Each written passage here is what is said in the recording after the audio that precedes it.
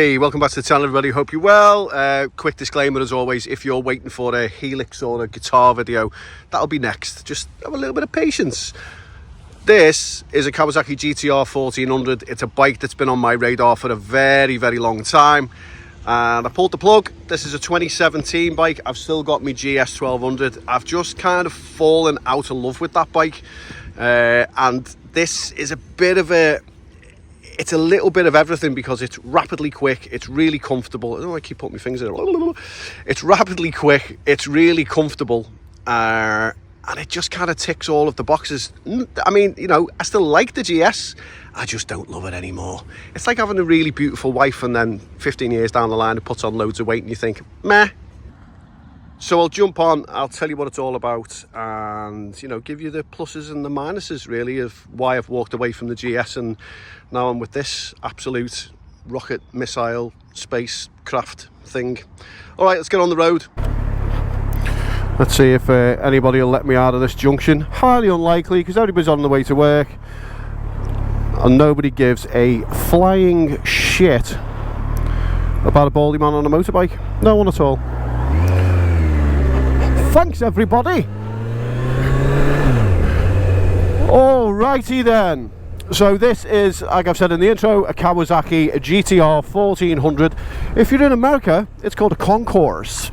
I got myself a Concourse. I'm going to do 7,000 miles this weekend. Small trip with the wife. I'm going to ride from Alabama to California. No idea what that accent was about, by the way. The reason that I bought this bike is I was falling out of love with the GS. I mean, I loved that bike for just over 12 months. It was great, but it kind of started getting on my nerves a little bit because the size of it and the weight of it just was getting a little bit too much to handle. Now, I mean, I'm not an old man, I'm 52 and 6 foot.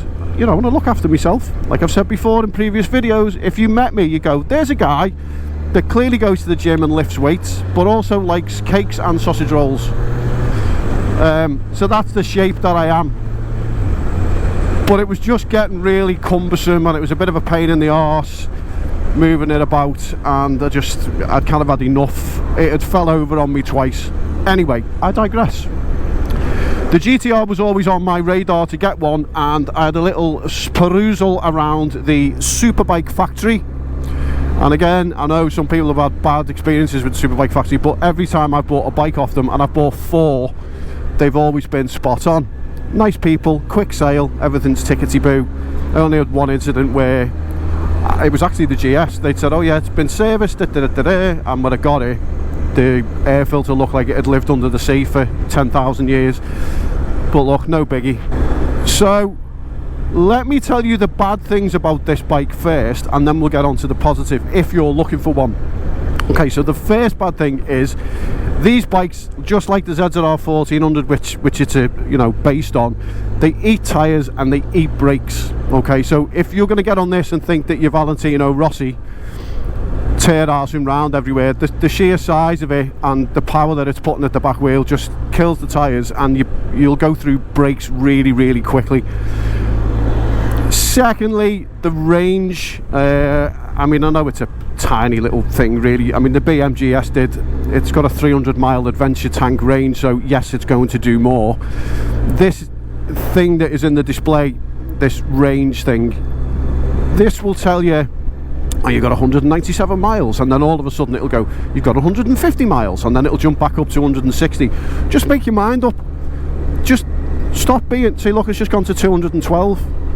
I mean, what's that about? It's bizarre. So I tend not to pay attention too much. It is a thirsty bike. It is a 1400 after all, and it is carrying a shitload of weight. Plus, with me being on it as well, it's all about the weightlifting and the sausage rolls. You know, it's going to make it a little bit thirsty, shall we say. Thirdly, the electronic screen, yes, it's great. The standard screen is crap, so you do have to either get one of these Amazon £15 add-ons, which most of my bikes had, or buy a touring screen, which I've ordered and it's not here yet, so I'm going to do that. The other side of this as well is if you've got risers on, which this has got considerably big handlebar rides on, which you need, because if they're not on the bike, you tend to be a bit far forward and your neck and your shoulders start hurting apparently. When you turn the bike off, the screen automatically lowers and then it hits the brake reservoir, thus causing a nice little scuff in the screen there, which I've got, which is always good, you know, to have the bike a couple of days and go, oh shit. Also, let's talk about the size of it. I mean, it's a big bike. Most of these touring bikes are. So, you know, bear that in mind. It's a bit wide. It's not fantastic for filtering. I think if you were a Uber driver, you know, a delivery pizza guy, I clearly wasn't fucking paying attention there. Feel free to point that out in the comments below. If you're a Nigel riding instructor, you should have been observing the car in front, all of a sudden anticipating that it would turn right. Also, the car on your left-hand side may well pull out in front of you. Again, I think if you know, a pizza delivery guy and you're just banging orders around London, you're going to need a thinner bike. You're not going to be able to do it on this. It is wide, so filtering can be a little bit troublesome. Other than that, this bike is pretty perfect. I loved my ZZR 1400 when I had it. It was one of my favourite bikes, but again, as I got a little bit older, I didn't like the back pain, I didn't like the riding position of the sports bike thing, and I know some people will get them and just go, yeah, I've ridden it for 7,000 miles and I don't care. It doesn't bother me. That's fine. It just didn't suit me. I loved it. I love the power. I love the engine. I do love this 1400 engine from Kawasaki. I think it's one of the best ones that they've ever done. That and the ZX-10. Like the first generation ZX-10, which I've done a video on as well. That's in the playlist if you want to go and watch that. It's just, it's a phenomenal engine. It's silky smooth, great gear changes, shaft drive as well, so you're not pissing around with dirty chains and adjustments and all that shittery. Also on this bike, apparently it's got some kind of eco mode which helps, but I've yet to discover if that's actually any good or not. I'm not sure. I'm really not sure whether that's a thing that works well, because I've just noticed that the way that I ride, it can be quite thirsty. Yeah, just pull across in front of me, it's totally fine. So yeah, bear that in mind, it can be a little bit thirsty. Being 2 ups on the bike as well, I've took the old wifey out on this. Mrs. Johnny Lee's been out for a few blasts on it. She likes it. It did have a standard seat on it, but I was looking on eBay and found one of these top celery, it's not celery, it was a seat, top celery comfort seats, and it was quite cheap, and I thought I'll take a punt on it and put it on. And it is better than the standard seat. The standard seat's fine, I had no problem with it. We all get that sweaty arse thing going on bikes though, don't we? But that's what we do as bike riders. We buy a bike that we think is perfect, and then we spend 6 or 7 months changing it. Different exhaust, levers, seat, screen, tuning. I'll get the ECU flashed and get another 5 mile an hour on the top end. You know, them types. So let's talk about power of this thing. It's a rocket ship. It's as simple as that. It is an absolute rocket ship, this bike, and it's dangerously smooth as well when you are accelerating quite quickly. And the ZZR was the same, because there was many a time where you'd be out on that bike just cruising along and then look down and you go, oh, I'm doing 100 and something mile an hour here, probably better, you know, save me license a little bit. And when I bought this, one of the lads who I go riding with said to me, what have you bought that for? And I was like, well,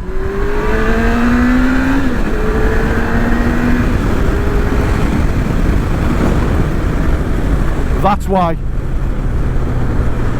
why I bought it, because it's comfortable, it's smooth, and it's got the power of any bike that's on the road now, and the brakes are pretty good. It's got the power of most sports bikes on the road now. Yes, it's not going to win a track day against the ZX-10 or a Blade or whatever, but you can shove them bikes up your arse. You know, they've got no tank range, they're uncomfortable, they're a pain in the arse to live with. Alright, so as I say in all of my videos on bikes, do you need this bike? That depends. it's not a specific yes for this, because it's a very particular type of person that wants this bike, I think, and this is just my kind of assumption on it.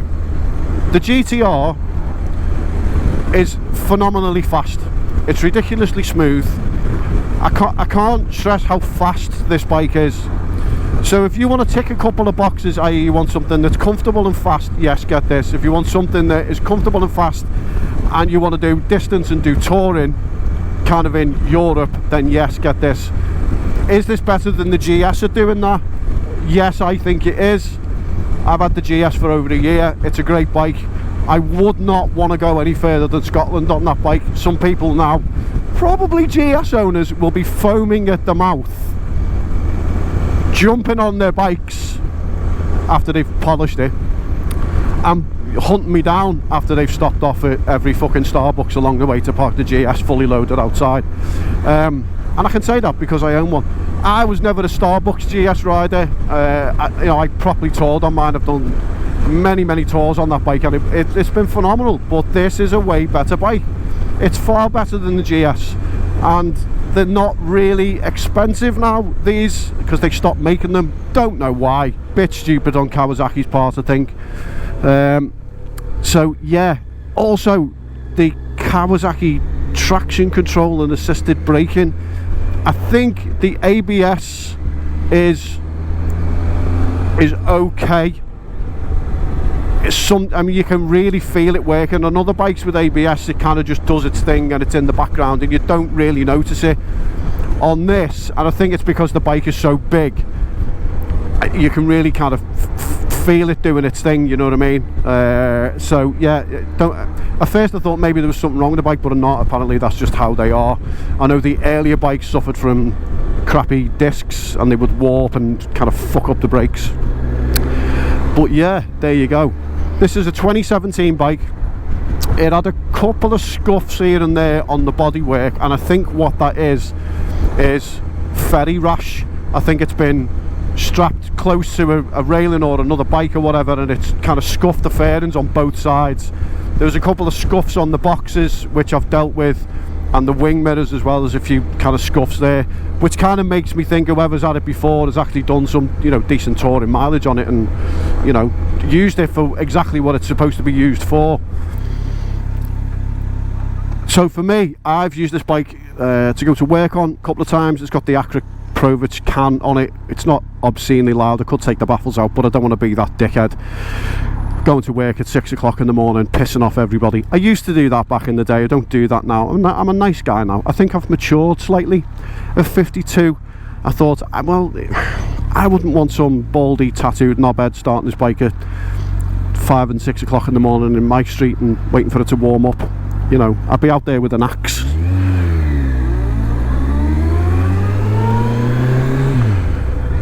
It is a phenomenal piece of machinery, this bike. Phenomenal. And again, I just keep saying the same thing.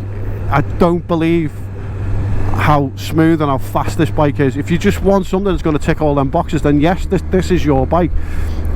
And for me, you know, I use it to go to work on. I've done a brief stint towards Scotland just to see what it was like on the motorway, and it was faultless. This screen is completely shit though. This doesn't really make much difference, so I've ordered another screen, and that should be here soon for wind dispersal, so I can corner faster and get my knee down, you know, those type. My reputation with my family and friends always, it comes down to the same thing. Will I keep it?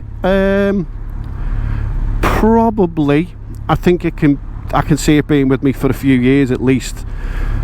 You know, 6 months into the GS ownership, I was starting to have a few little grumbles with just moving it round in car parks. Was a bit of a pain in the arse, to be honest.